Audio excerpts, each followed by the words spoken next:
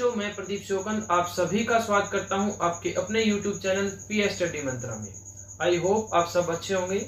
प्यारे बच्चों, जैसा कि आपको पता है, हमने इतिहास विषय के दूसरे अध्याय विश्व की प्राचीन प्रमुख सभ्यताओं के बारे में पढ़ना शुरू किया था, जिसमें हमने सबसे पहले मिस्र की सभ्यता, मेसोपोटामिया की सभ्यता, उसके बाद यूनानी सभ्यता और फिर हमने रोमन सभ्यता के बारे में बात की। तो उम्मीद करता हूं कि ये सभी सभ्यताएं आपको अच्छे से समझ में आ गई होगी और आपने अपनी बुक से इनका अच्छे से अध्ययन भी किया होगा।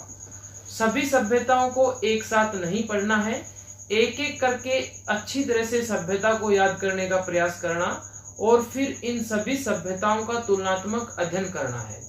जब तक आप इन सभ्यताओं का तुलनात्मक अध्ययन नहीं करेंगे, आप इनको लिखकर नहीं देखेंगे, तब तक ये आपके माइंड में क्लियर नहीं होगी और आपको हमेशा पजलिंग होता रहेगा कि किस सभ्यता का जो राजनीतिक इतिहास है उनका वर्गीकरण क्या क्या था, उनका टाइम पीरियड क्या क्या था, और इसके साथ साथ जो देवताएं पढ़े थे उन देवताओं में भी आपको कंफ्यूजन होगी कि किस सभ्यता में किस देवता को क्या नाम से पुकारा जाता था। इसके साथ साथ बात करें हम प्रशासनिक, सामाजिक, आर्थिक और सांस्कृतिक जीवन की, तो इनका भी आपको एक बार तुलनात्मक अध्ययन अवश्य करना है, ताकि एग्जाम के समय आप कंफ्यूज न हो कि किस सभ्यता का प्रशासनिक या आर्थिक या सामाजिक समाज विकास व्यवस्था कैसी थी। तो एक बार सभी सभ्यताओं को अच्छे से अध्ययन करके फिर इनका तुलनात्मक अध्ययन अवश्य करें। तो आज हम बात करते हैं चीन की सभ्यता के बारे में। तो आपकी जो पांचवी सभ्यता है वो चीन की सभ्यता। जी हाँ, चीन, आपको पता है कि चीन हमारा एक पड़ोसी देश भी है, तो इस नाते हमें उसके बारे में कुछ जानकारी भी होनी चाहिए। जैसे कि अगर बात करें चीन की राजधानी की, तो चीन की राजधानी आपको पता होगा क्या है, बीजिंग। चीन की राजधानी बीजिंग है। जम्मू कश्मीर की तरफ, हिमाचल प्रदेश की तरफ इनकी चीन की सीमाएं लगती हैं। तो चीन की सभ्यता में आज हम बात करेंगे सबसे पहले सभ्यता का विकास। सबसे पहले हम बात करेंगे सभ्यता का विकास कैसे हुआ, उसके बाद पहले की तरह सभ्यता को जानने के साधन यानी स्रोत के बारे में बात करेंगे, फिर यहाँ की शासन व्यवस्था, यहाँ की आर्थिक दशा, सामाजिक व्यवस्था और धार्मिक व्यवस्था के बारे में हम एक एक करके बात करेंगे। तो सबसे पहले हम बात कर रहे हैं चीन की सभ्यता के विकास के बारे में, कि चीन की सभ्यता किस प्रकार सामने आई या इसका विकास हुआ, स्टार्टिंग कहां से हुई। तो वही आपको अब तक समझ में आ गया होगा कि सभ्यता क्या होती है और किस प्रकार इसका विकास होता है। आपने एक बात नोट की होगी कि जितनी भी सभ्यताएं हुई उनका जो विकास है एक नदियों के किनारे हुआ। मैं पहले भी बता चुका हूं कि सभी सभ्यताओं का जो विकास नदियों के किनारे हुआ, उसका एक कारण था। उसका कारण था कि वहां से उन्हें जल की आपूर्ति हो जाती, जिसके माध्यम से वे कृषि भी कर पाते थे। इसके अलावा वहां पर शिकार करना भी आसान होता था, क्योंकि जंगली पशु थे जो वहां पानी पीने के लिए आते, तो आसानी से उनका शिकार कर लेते। इसके साथ वहां पर मछली पकड़ना भी आसान होता था। तो ऐसे कई कारण हैं जिनके कारण भिन्न भिन्न नदियों के किनारे भिन्न भिन्न जगह पर भिन्न भिन्न सभ्यताओं का विकास हुआ। तो चीन की सभ्यता का विकास कैसे हुआ, इसके बारे में बात करते हैं हम। तो चीन की सभ्यता भी एक प्राचीन सभ्यता है। इस सभ्यता का विकास लगभग 3000 ईसा पूर्व के आसपास माना जाता है।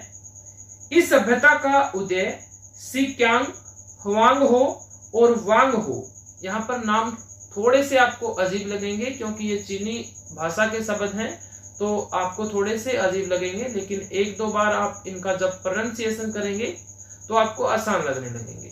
तो ये तीन मुख्य नदियां हैं, सीक्यांग, हुआंगहो। हुआंगहो के ऊपर लिख लीजिए, इसे पीली नदी भी कहा जाता है।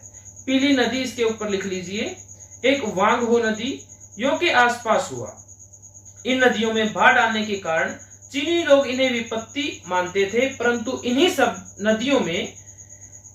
नदियों ने चीन की सभ्यता के विकास में महत्वपूर्ण भूमिका अदा की। तो तीनों नदियों के नाम आपको याद होने चाहिए।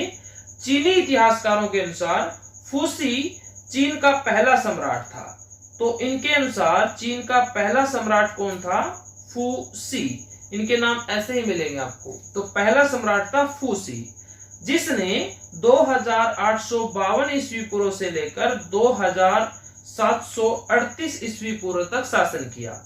उसने चीनियों को घर बनाना, शिकार करना, जानवर पालना आदि कार्य सिखाकर चीनी सभ्यता की नींव डाली। तो चीनी सभ्यता की नींव डालने वाला चीनी सम्राट या पहला सम्राट कौन था? फूसी। कौन था? फूसी। चीन का जो दूसरा प्रमुख सम्राट था वो था सेन नुंग। वो था सेन नुंग। पहला फूसी, दूसरा सेन नुंग। उसने चीनियों को खेती करना सिखाया। इसके अलावा उन्होंने तीसरा जो सम्राट था वो था हुआंग टी, जिसे पीला सम्राट भी कहते थे, इसने महासम्राट की उपाधि धारण की। तो किस चीनी सम्राट ने महासम्राट की उपाधि धारण की? तो हुआंग टी ने, जिसे पीला सम्राट भी कहते थे, जो चीन की सभ्यता का तीसरा प्रमुख सम्राट था। पहला था फूसी और दूसरा था सेन नुंग और तीसरा हो गया पीला सम्राट या हुआंग टी। और छोटे छोटे भूभाग में विभाजित चीन को संयुक्त बनाया, इकट्ठा किया। उसने साम्राज्य को उन्नति के शिखर तक पहुंचाया। इसके बाद यहाँ विभिन्न राजवंश क्रमशः हासिया वंश, सांग वंश, चाउ वंश, चीन वंश, हान वंश, तांग वंश, सुंग वंश ने शासन किया। तो ये अलग अलग समय पर अलग अलग वंश आए जिसने चीन पर शासन किया। लेकिन आपको यहाँ पर प्रमुख रूप से 3 शासकों का नाम याद रखना है, प्रथम, द्वितीय और तृतीय। उसके बाद चीन की सभ्यता को जानने के साधन। तो चीन की सभ्यता के स्रोत हैं, सबसे पहले है पौराणिक कथाएं। कन्फ्यूशियस द्वारा रचित भूचिंग और भीचिंग काव्य संग्रह थे। जो कन्फ्यूशियस आपको चित्र में देख रहे हैं, ये एक दार्शनिक थे, एक अध्यापक थे, जिन्होंने अध्यापन के तौर पर लोगों को शिक्षित करना मतलब पसंद किया और काफी कुछ लोगों को काफी कुछ सिखाया।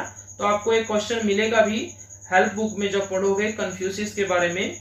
तो कन्फ्यूशियस द्वारा रचित इन्होंने 2 काव्य संग्रह लिखे, जिसका नाम था भूचिंग और भीचिंग। किसने लिखे? ये कन्फ्यूशियस ने। पौराणिक अवशेष, अस्थि अभिलेख, मृदभांड और ध्वनि बोधक चित्र, तो ये चीन की सभ्यता को जानने के स्रोत हैं। इसके बाद हम बात करते हैं चीन की सभ्यता की शासन व्यवस्था कैसी थी। तो चीन के राजा को वांग कहा जाता था। क्या कहते थे? वांग। अभी बताओ, मिस्र की सभ्यता में राजा को क्या कहते थे? फराओ कहते थे। क्या कहते थे? फराओ। तो चीन की सभ्यता में राजा को वांग कहकर पुकारा जाता था। वह सबसे बड़ा न्यायाधीश और पुरोहित होता था। वह स्वेच्छाचारी भी होता था। जनता उसे अपना पिता समझती थी और उसे ईश्वर पुत्र कहकर उसकी पूजा करती थी। मंत्री परिषद की अगर बात करें तो वांग यानी राजा को सलाह देने के लिए एक मंत्री परिषद होती थी। वांग ने यानी राजा ने शासन कार्य के लिए मंत्री परिषद का गठन किया हुआ था। उसके अधीन 4 मंत्री होते थे। कितने? 4, जो राजा को प्रशासनिक कार्यों की एडमिनिस्ट्रेशन वर्क में परामर्श देते थे। इसके अतिरिक्त 6 सदस्यों की एक कार्यकारिणी परिषद भी थी, जैसे कि लोक सेवा समिति, माल व वित्त समिति, संस्कार व उत्सव समिति, युद्ध व रक्षा समिति, दंड व न्याय समिति और सार्वजनिक व हित समिति। तो ये 6 सदस्यों की एक कार्यकारिणी परिषद थी जो वांग को यानी राजा को सलाह देने का काम करती थी। चीन में सामान्यतः योग्य व्यक्तियों को ही सरकारी पदों पर नियुक्त किया जाता था। जो योग्य होता था उन्हीं की नियुक्ति सरकारी पदों पर होती थी, अन्यथा नहीं। उसके बाद हम बात करते हैं प्रांतीय शासन व्यवस्था की। 2 या 3 हिन यानी गांव का समूह को हिन बोलते थे। चीन की सभ्यता में गांव के समूह को क्या बोलते थे? हिन बोलते थे। तो 2 या 3 गांव के समूह यानी हिन का एक फू बनता था। क्या बनता था? फू यानी जो प्रांत के समान होता था। और प्रांत को कहते थे सैंग। प्रांत को क्या कहते थे? सैंग। तो ये वर्ड आपको याद रखने पड़ेंगे, आपको एक जगह इन सबको लिख लीजिए ताकि याद करने में परेशानी न हो। तो सभी सभ्यताओं में इस प्रकार के अलग अलग नाम आए हैं, तो इनका तुलनात्मक अध्ययन जब तक नहीं करोगे ये आपके माइंड में क्लियर नहीं होंगे। तो हीन गांव का समूह जो फू बनाता था और प्रांत के समान होता था जो, और प्रांतों को सैंग कहते थे। यहाँ छोटे छोटे गांव और नगर थे जिनकी शासन व्यवस्था एक न्यायाधीश और एक राज्यपाल चलाता था। इनकी नियुक्ति सम्राट के द्वारा की जाती थी। आर्थिक दशा की बात करें तो बिल्कुल सेम ही है पहले की तरह। यहाँ के लोगों का मुख्य व्यवसाय कृषि और पशुपालन था। यहाँ बाजरा, चावल, गेहूं, फलों की खेती की जाती थी। उपजाऊ भूमि पर 9 परिवार मिलकर सामूहिक रूप से खेती करते थे। 9 परिवार मिलकर सामूहिक यानी एक साथ मिलकर खेती करते थे। इस व्यवस्था को चिंग तियेन प्रणाली कहते थे। यानी कि आपसे पूछ सकता है चिंग तियेन प्रणाली क्या है? तो चीन की सभ्यता में 9 परिवार मिलकर उपजाऊ जमीन पर एक साथ खेती करते थे मिलकर, जिस व्यवस्था को क्या कहते हैं? चिंग तियेन। तो चीन की सभ्यता में राजा को क्या कहते हैं? वांग। प्रांत को क्या कहते हैं? अभी हमने पढ़ा था, प्रांत को क्या कहते हैं? सैंग। और गांव के समूह को हीन कहते हैं। तो ये शब्द है, आपको याद करने का प्रयास करना होगा तभी याद होंगे। उद्योग धंधों की बात करें तो चीन में उद्योग धंधों का आश्चर्यजनक रूप से विकास हुआ। चीनियों का मुख्य व्यवसाय था रेशम का उद्योग। ऑप्शन टाइप में पूछ सकता है, चीनी सभ्यता में लोगों का मुख्य व्यवसाय क्या था? रेशम का उद्योग। चीनियों का एक अन्य मुख्य व्यवसाय मछली पकड़ना भी था। चीन में लोग वंशानुगत व्यवसाय करते थे, यानी कि जो उनके दादा परदादा उनके पिता करते थे वही आगे उनकी पीढ़ी उनके बच्चे काम करते थे, और इसे बदलना पाप समझते थे। यानी कि अगर पिता खेती करता है तो पुत्र भी खेती करेगा, अगर वो और अन्य कार्य करने का प्रयास करे तो उसको पाप समझते थे। ऐसी इनकी मान्यताएं थी, इनकी संस्कृति थी। उसके बाद वाणिज्य और व्यापार की बात करें तो चीन ने व्यापार के क्षेत्र में भी बहुत विकास किया। सम्राट सी हुआंगटी, जिसे पीला सम्राट कहते हैं, जो तीसरा प्रमुख सम्राट था, व्यापार के विकास के लिए चीन में सड़कों का जाल बिछा दिया। यहाँ व्यापारियों के संघ बने हुए थे, ग्रुप बने हुए थे, जो विदेशों से ऊन, तंबाकू, शीशा, कीमती पत्थर मंगवाते थे तथा चीनी मिट्टी के बर्तन, बारूद तथा ताश विदेशों में भेजते थे। उसके बाद सामाजिक व्यवस्था में चीनी समाज में शिष्टाचार व नम्रता पूर्ण व्यवहार को बहुत महत्व दिया जाता था। चीनियों के अनुसार संसार का निर्माता पानकू, संसार का निर्माता को क्या कहा गया? पानकू ने समाज के 4 वर्ग बनाए हैं। इनकी मान्यता क्या थी कि पानकू ने, संसार के निर्माता ने समाज के 4 वर्ग बनाए। एक प्रथम वर्ग था, वो था मंदारिन। कौन था? मंदारिन। इसमें विद्वान, अध्यापक, उच्च शिक्षा प्राप्त व्यक्ति आते थे, यानी विद्वान लोग आते थे। दूसरा वर्ग बनाया था किसानों का, किसान। तीसरा वर्ग था कारीगरों का, और चौथा वर्ग था व्यापारियों का। तो चीन की सभ्यता में सामाजिक व्यवस्था को 4 भागों में बांटा। पहला मंदारी, फिर किसान, फिर कारीगर और एक चौथा व्यापारी। तो चीन में सुप्त परिवार प्रणाली प्रचलित थी, यानी कि ज्वाइंट फैमिली थी। धार्मिक व्यवस्था की अगर बात करें तो चीन के जो विद्वान थे वो एक ईश्वरवादी थे, यानी कि एक ईश्वर को मानते थे, लेकिन जनता बहुत देववादी थी, यानी बहुत सारे देवताओं की पूजा करती थी, उनको मानती थी। यहाँ प्रकृति की पूजा की जाती थी, जैसे आकाश के देवता को यंग क्या कहते थे? यंग। यही मिस्र की सभ्यता में आकाश के देवता को नूत कहा। वहीं मेसोपोटामिया की सभ्यता में आकाश के देवता को अनु कहा, और यूनान की सभ्यता में इसको जीएस कहा। यहाँ पर चीन की सभ्यता में आकाश के देवता को यंग कहा। तो इस प्रकार के शब्द आप एक जगह लिखने का प्रयास कीजिए, चाहे आप अपनी बुक पर लिखिए चाहे नोटबुक में, ताकि ये लंबे समय तक याद हो जाए। वायु तथा पृथ्वी का देवता चीन मुख्य थे। चीनी लोग अंधविश्वासी भी थे। वे भूत प्रेत, अपशकुन, जादू टोना में विश्वास करते थे। चीन में कन्फ्यूशियस और लाओत्से, कौन? कन्फ्यूशियस और लाओत्से प्रमुख दार्शनिक मत थे, जिसे चीनी लोग कुंगजू कहते थे। इनको क्या कहते थे? कुंगजू के नाम से पुकारते थे। 6वीं शताब्दी ईस्वी पूर्व भारत में यहाँ बौद्ध धर्म का काफी प्रसार हुआ था। आपने प्राचीन इतिहास में पढ़ा होगा कि एक महान सम्राट हुए अशोक। उन्होंने अपनी एक पुत्र महेंद्र और अपनी पुत्री संघमित्रा को बौद्ध धर्म के प्रसार के लिए श्रीलंका भी भेजा था। तो इसी प्रकार चीन के अंदर भी बहुत सारे बौद्ध भिक्षु गए उन अपने बौद्ध धर्म का प्रचार करने के लिए। और आपको यहाँ पर याद होना चाहिए कि प्राचीन इतिहास में यानी प्राचीन काल में चीनी यात्री ह्वेनसांग, एक चीनी यात्री था ह्वेनसांग, जिसने CU की पुस्तक लिखी, जो हर्षवर्धन एक राजा होता था थानेसर जिसकी राजधानी थी, उसके काल में भारत आया था और नालंदा विश्वविद्यालय में शिक्षा ग्रहण करके वो गया था और यहाँ की सभी बातें समझकर सीखकर उन्होंने CU की पुस्तक लिखी थी। तो ह्वेनसांग जो चीन से ही आया था।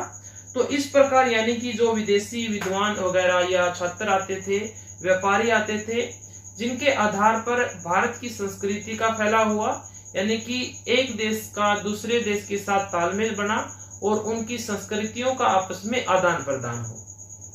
तो उसके बाद हम बात करते हैं इसके कुछ क्वेश्चन के बारे में। तो पहला क्वेश्चन यहाँ बनता है, चीन सभ्यता के राजनीतिक, सामाजिक, धार्मिक, आर्थिक जीवन की विशेषताओं का वर्णन कीजिए। तो यहाँ पर अगर आपसे एग्जाम में पूछा जाए सिर्फ धार्मिक व्यवस्था की, तो आप ये बातें लिख सकते हैं। और राजनीतिक व्यवस्था की अगर पूछे तो आप राजनीतिक व्यवस्था में ये बातें लिख सकते हैं, मंत्री परिषद के बारे में, वहां की प्रांतीय शासन व्यवस्था के बारे में। आर्थिक व्यवस्था में आप ये लिख सकते हैं। तो इस प्रकार आपकी जो चीन की सभ्यता है वो कंप्लीट हुई। उसके बाद हम बात करते हैं माया सभ्यता की, जो अंतिम सभ्यता है हमारी। तो माया सभ्यता में पहले की तरह हम पढ़ेंगे सबसे पहले सभ्यता का विकास कैसे हुआ, कहां पर हुआ, किस नदी के किनारे हुआ, किस टाइम में हुआ। उसके बाद इसको जानने के साधन यानी स्रोत, किनसे पता चलता है कि माया सभ्यता का विकास कैसे हुआ। उसके बाद इसकी राजनीतिक व्यवस्था, सांस्कृतिक और धार्मिक व्यवस्था, आर्थिक व्यवस्था और उसके बाद कुछ उपयोगी शब्द के बारे में चर्चा करेंगे। तो सबसे पहले है माया सभ्यता का विकास कैसे हुआ, कब हुआ। तो उत्तर अमेरिका, कहां पर, उत्तर अमेरिका महाद्वीप के दक्षिण में 500 ईस्वी से 1000 ईस्वी, ये BC है और ये AD है, याद रखना। ये ईस्वी पूर्व लिखा हुआ है, ये ईस्वी है, के बीच फली फूली सभ्यता को माया सभ्यता कहा जाता है। वैसे यह सभ्यता लगभग 4000 ईस्वी पूर्व पुरानी है। कितनी? 4000 ईस्वी पूर्व पुरानी है। यह सभ्यता आधुनिक ग्वाटेमाला, बेलीजे, दक्षिण पूर्व मैक्सिको, होंडुरास तथा अल सेल्वेडोर के पश्चिम क्षेत्रों में फैली थी। जगहों के नाम है यहाँ पर। माया सभ्यता अपने आप में कोई साम्राज्य या एकीकृत राजनीतिक इकाई नहीं थी, बल्कि बिखरे हुए बड़े छोटे शहरों और गांवों की एक सांस्कृतिक इकाई थी। यानी बड़े स्तर पर नहीं थी, छोटे स्तर पर थी ये।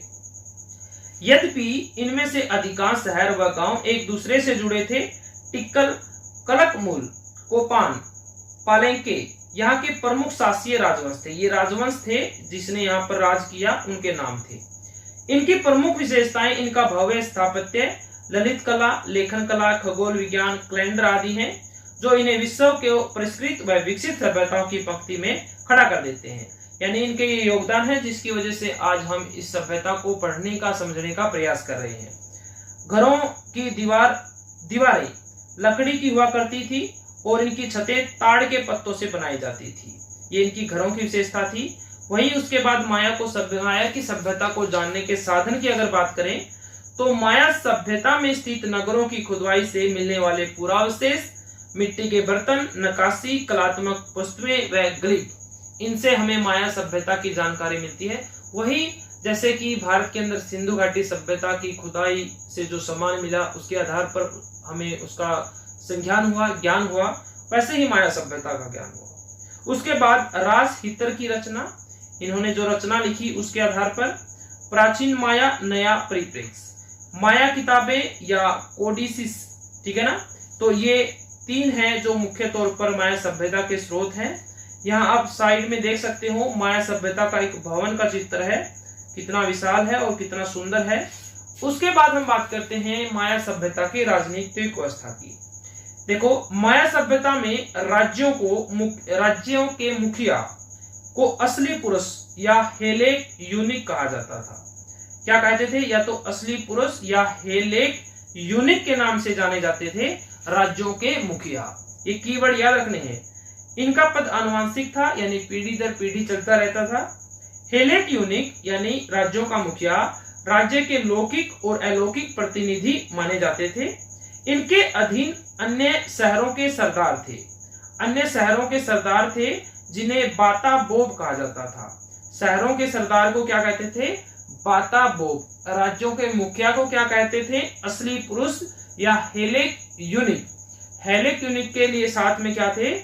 अधीन अन्य शहरों के सरदार थे। सरदार को कहा जाता था बाता बोब। बाता बोब पर अपने शहर के शासन की देखरेख का जिम्मा था। वो अपने अपने शहर की देखरेख करते थे, उनका कार्य संभालते थे। इसके अतिरिक्त एक नगर परिषद भी होती थी जिसमें शहर के विभिन्न उपमंडलों के सरदार शामिल रहते थे। यद्यपि ये बाता बोब ये सरदार के अधीन थे, परंतु बाता बोब यानी सरदार के किसी भी कार्य पर रोक लगा सकते थे। जरूरत पड़ने पर बाता बोब सेना का नेतृत्व भी करते थे। यानी शहरों के जो सरदार थे जिन्हें बाता बोब कहते हैं, वो सेना का भी नेतृत्व करते थे। तो यहाँ पर दो की शब्द याद रखने हैं कीवर्ड, एक हेलेक यूनिक जो राज्यों के मुखिया को कहते थे, और एक बाता बोब जो शहरों के सरदार थे, जो हेलेक यूनिक या असली पुरुष या राज्यों के मुखिया के अधीन होते थे, अंडर होते थे। उसके बाद सांस्कृतिक व धार्मिक व्यवस्था के बारे में, तो माया सभ्यता का पंचांग 3114 ईस्वी पूर्व शुरू किया गया। इस कैलेंडर में 394 वर्ष के बाद 394 ईयर्स के बाद बाक्तून नाम का एक काल का अंत हो जाता है। ठीक है। देवताओं के चित्र कचकारी मुखौटों से बनाए जाते थे। यहाँ पर देवताओं के चित्र किससे? गचकारी मुखौटों से बनाए जाते थे। वह उनकी पूजा चबूतरे पर बने मंदिरों में की जाती थी। देवताओं को शासक वर्ग अपने पूर्वज मानते थे। देवताओं को शासक वर्ग क्या मानते थे? अपने पूर्वज। किसी भी कार्य को करने से पहले देवताओं को प्रसन्न करने के लिए बलि भी दी जाती थी। यहाँ पर भी नगर व राज्यों के अपने अपने देवता होते थे, जैसे कि अन्य सभ्यताओं में होते थे। क्या आप जानते हैं माया सभ्यता अपने आप में कोई साम्राज्य या राजनीतिक इकाई नहीं थी, अपितु छोटे छोटे गांव, कस्बों एवं नगरों की सांस्कृतिक इकाई थी। इसके बारे में हम बात कर चुके हैं। यहाँ पर अभी हमने बात की थी पंचांग की, तो ये माया सभ्यता का पंचांग है। ये चित्र दिखाया गया है। यहाँ यक्ष चिलान से प्राप्त लिंटन है, कुछ चित्र है, आप देख सकते हैं इनसे। उसके बाद है आर्थिक व्यवस्था। मायावासी कृषि पशुपालन। मैंने बताया था आर्थिक व्यवस्था के बारे में बात करते ही हमें सबसे पहले वहां की कृषि, पशुपालन, उद्योग धंधों के बारे में और व्यापार के बारे में बात करनी है, इसके अलावा कुछ नहीं।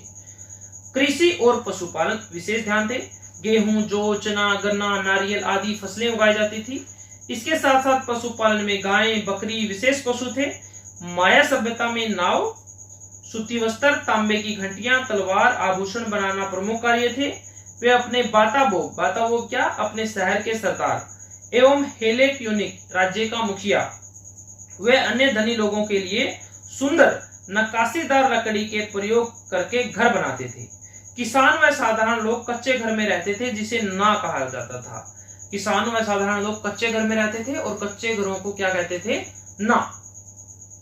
ऐसे याद रखना, कच्चे घर में अगर आपको बोल ले कि आप कच्चे घर में रह लोगे तो आप क्या कहोगे? ना, मैं ना रहूं। ठीक है। तो किसान व साधारण लोगों के कच्चे घर को क्या कहते थे? ना। मायावासियों ने चौड़ी सड़कें बनवाई हुई थी जो स्केप ओब के नाम से जानी जाती थी।